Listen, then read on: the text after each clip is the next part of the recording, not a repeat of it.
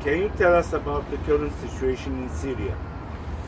Well, Syria is divided under different areas of control. The Syrian government is taking back the control of many areas. We can say that today around 65 till 70% of the Syrian ground is under the control of the Syrian government. I was there 3 weeks ago, and I was reporting in different cities in Syria. I was covering the front in Yarmuk, close to Damascus.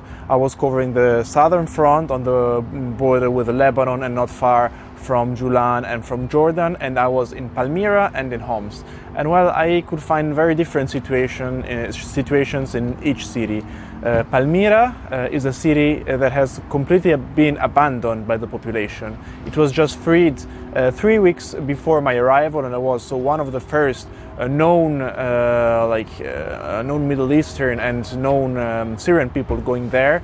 And I could find a city in which there is no population anymore, and I could see how the terrorists, DAESH terrorist organization, was destroying the city in order to break every links between the future and the past of it. Homs is a city that has not been controlled by DAESH organization, by many other groups. There were around 15 groups of rebels controlling it. They were all radical groups, and they were giving big problems, especially to the Christian community. I was able to visit, and I could report about the story of the Christian community that was oppressed by those people, even when before the war there was absolutely no problem between Muslims and Christians in Homs. And the great majority, the biggest part of the city has been destroyed. Actually not by the terrorists, not by the rebels, but mostly by the bombing of the government that was liberating those areas from the control of those terrorists.